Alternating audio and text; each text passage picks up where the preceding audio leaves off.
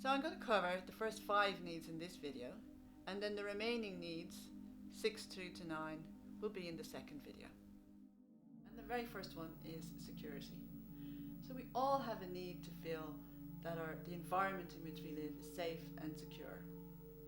And if anything has taught us recently, the COVID-19 pandemic has really demonstrated to us that our environment isn't always particularly safe, and we feel that really has impacted negatively on our need for security. So we also look to those who are in positions of leadership. So I'm thinking of maybe Tony Holohan or Leo Varadkar, with the refrain that was going on at the time, that we were in safe hands. So we look to those who are in positions of leadership to create that safe environment, particularly in a situation where there's a pandemic. So of course it's not just necessarily our leader, those in leadership positions who we look to create a safe environment for us all to live. But there are many ways that our need for security is impacted within our own lives. So for example, if you're in a difficult relationship at home, your need for security could be challenged.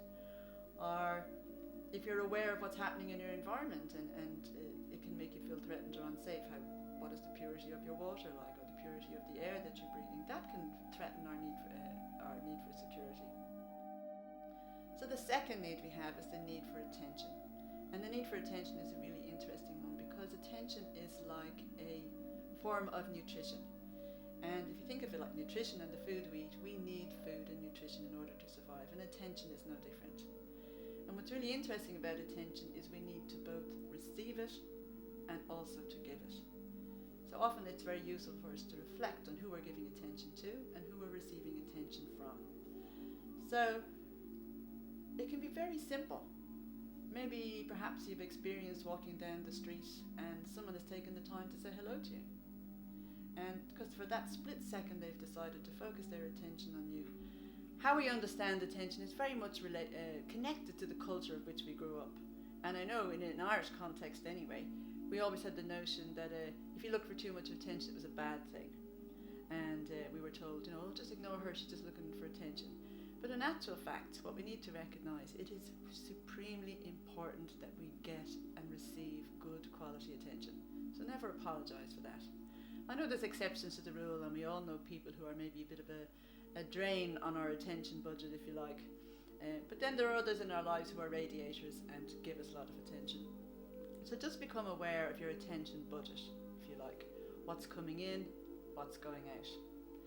And it's particularly important for any of us, any carers in the community, because that's part of your role. It could be your role in terms of your work, or maybe you're caring for a member of your family. Really important that you look and pay attention to your attention budget. So our next emotional need we're going to look at is the need for control. And we all have a need to feel that we're in control of our lives, that we have a sense of volition, that we have choices, that we have control over the choices that we make. And where you'll best find or best notice where this need isn't being met, if you've got plans, for example, for the following day, maybe you're going to meet a friend for coffee and maybe you have an interview, or you have the whole day scheduled and planned out when you're picking up kids from school, etc., etc. And then you wake up in the morning and you're not well.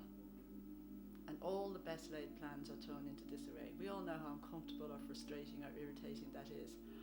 Or perhaps you go out and the day is going well and then your car breaks down and everything else that you'd planned has to fall by the wayside. So the interesting thing about control is, although we need to feel that we have a sense of control and volition and we can make choices, we also know that we can't actually control everything. But the one thing, and hopefully when we look at the resources section of the video, we'll appreciate this a bit more about how to do it. The most important thing that we do know is that we can control our response to events. So we can't control the events per se, but yes, we can learn to control and improve our response to situations when they don't work out exactly how we'd wished or planned or hoped. So that's our need for control. Okay, so the fourth need we have that we're going to look at now is the need for intimacy. And this is where it's not necessarily connected with an intimate partner. It's much more to do with the fact that there's somebody in the world. It could be a partner, it can be a friend, and I've even heard people say it's their dog. However, it's that one person who loves you warts and all, who knows all your little foibles, who knows your good and your bad traits, and loves you and is there for you for all of that. And again, where you'll find where this need can get less well met, if you like, is, for example, if you have a very good friend and for whatever reason they fall in love, they meet a new partner, you're absolutely thrilled for them, you're so overjoyed for their happiness, but their new partner lives in Australia, and off they go, and you feel you're bereft and you feel the loss of it.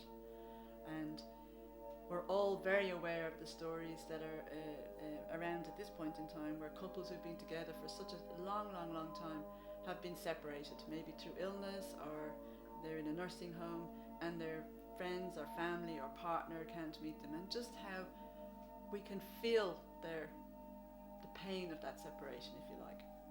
So it's our need for intimacy. So it's really about checking in and looking at how are my needs for intimacy being met at the moment? Who is it in my life that loves and accepts me warts and all?